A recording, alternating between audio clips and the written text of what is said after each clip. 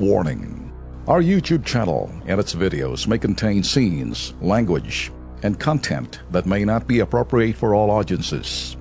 These videos include surveillance footage, undercover pursuit of suspects, actual police and rescue operations, and fearless confrontations. If you do not approve of the content, please do not watch our videos. If you wish to continue, we strongly advise that you proceed with caution. Viewers' discretion is advised. Aksyonan ho natin ang problema ho ng ilang po mga residente dyan ho sa Barangay Gulod sa lungsod po ng Quezon. May poste kasi ho sa naturang lugar na nagdudulot po ng pangamba, takot po sa kanila, lalo na po sa mga commuters o yung mga mismo rin po, yung mga dumadaan. Narito po, panuorin po natin.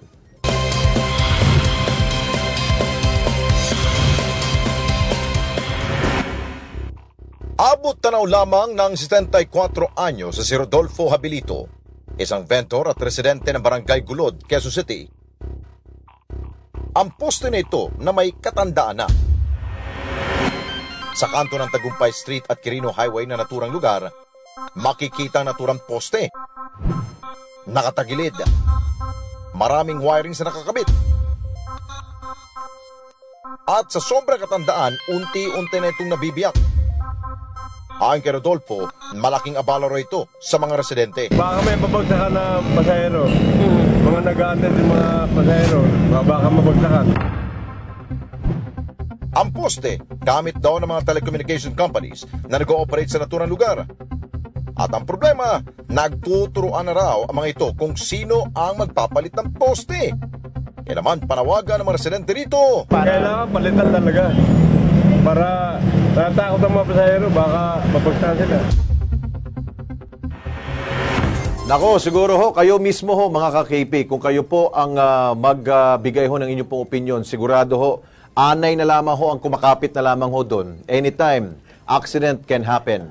Kaya subukan ho natin, idulog ho natin ang problema dito mula ho sa DPWH 1st District Engineering Office. Walang iba kundi si Engineer Rodelio Dumandal. Engineer, good evening po. Si Alex Santos po, kasama ko si Ben Tulfo.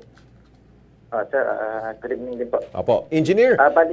Sir. Apo, go ahead sir, ano po yun? Sir, sige po. Engineer, kanino ho natin, pwede ho bang pasukin na ho, makialam na ho dito ang DPWH para ho maiwasan ho natin ang disgrasya? Ito po yung mga poste. Sa amin ho, hindi naman ho siguro ninyo sako po to, pero siguro you can help siguro dito sir para maibsan po yung takot natin mga kababayan. Kanina sir, na-inspection ko siya. Opo. Nakita ko napakaraming wire sir na Yes. nakakabit kaya hindi namin siya basta-basta pwedeng galawin. Oho. Ang pwede pa naman siya siguro mga gawin. I-trace namin kung sino yung nagmamayari ng poste. Mhm. Alam naman ho siguro ho natin na wala naman ho yung ibang communication na line po, mga telephone lines. Di ba iisa naman ho siguro sir, PLDT naman siguro. Baka pwede ho ninyong pakiusapan siguro sir, no? Sir, siguro po. Tatawagan namin sir sila para may inspection yan para agad-agad na mapalitan sir. Siguro sir, kung hindi pa nila magalaw ho yan, meron ba ho kayong pwedeng parang for the meantime, lagyan ho natin ng support? Pwede ba ho yun? Tingnan natin sir. Para para maibsan na ho yung takot dahil kita nyo sa road po kasi, di ba? Si Beno, nandito. Boss, Engineer. Sa akin engineer, parang nakikita ko na may hesitation ho, nag-aalinlangan ho kayo. Yun ho ba, pag mga ganong klaseng poste, pag-aari ho ba talaga ng telecommunication? Na hindi ho pwede? Kadalasan po na... Okay. Pero ano ho yung... Ano hong pananagutan ho nila sa inyo bilang kayo ho'y DPWH pag mga ganyang klaseng poste o yung mga posting konkreto at mga posting kahoy, hindi ho ba mayroong mga pamantayan niya na kinakailangan kumuha sa inyo ng abiso? Hindi basta-basta nagtatayo. Hindi ho ba? Pag magtatayo po sila sir ng mga poste ganyan na kuha po sila sa amin ng permit. Ito ngayon sir, sa palagay nyo, pasado ba ito o hindi? Ay pag ganyan sir, bagsak na kailangan sir mapalitan na yun. Napakadelikado. Sir, eto na pag-usapan natin tulad ng mga sinasabi namin ni Alex na nakaabot na ho sa amin. Paano sir, pag may nadisgrasya dyan at medyo may nasaktan, pag-uusap natin dito, pwede hong gamitin tong programang ito at itong portion na to para doon sa magdedemanda, padanyos at sasabihin natin, negligence, mabibilang ho kayo dyan. Delikado ho yan, sir. Sige sir, titignan po namin kung anong magagawa namin sir na paraan. Mga anong timetable nyo, sir, na para makita namin may hakbang ho kayo na ginagawa, magagawa? Sir namin sir, bukas po kung Bukas na Bukas, sir. oo. Yun lang, kung sir. magagawa sir. Yes. Yun lang, sir, aming gusto mangyari dito na kasi alam ko naman, sir, sabi nyo nga, sa pamantayan sa inyo, hindi sa kanila. Obligahin sila. Pwede nyo na siguro putulin yan at wala na kayong keber. Or siguro, sir, right away, pwede nyo silang tawagan sa kanilang kung sino man yan na para sabihin, sabi nga ni Alex, anay nang kumakapit dyan. Kumbaga pag medyo namatay yung isang anay, Ayun, wala na. Bibigay na ho yan.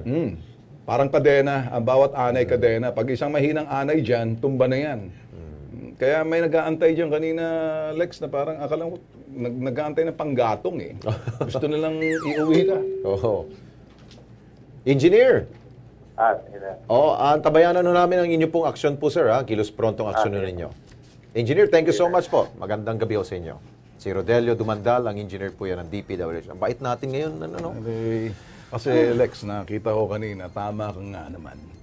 Oo nga, kasi tinitingnan ko kanina, parang kadena, pag isang kadena doon, isang wala chain na na, mahina, bibigay yan. yung mga nakikita ko, nagkumpul-kumpulan na anay, pag bumitiw yung mga anay doon, tumba yung poste. Pati yung mga wire na yun, yun lang parang guy wire, di ba? Kung saan yan, sa antena. Hindi mo ginamit yung magic word mo. Alam naman nila yan. Secretary Villar, talagang nangingisay pa. Alam nila yung Engineer Dumandal yan. Engineer! Engineer, kung nanonood ka pa sa amin, sa Mariosep Engineer, mabait pa kami sa'yo. Dahil birthday ni Ale. Birthday ko pala. Kaya huwag tayong mainit ang ulo ngayon. Ayan.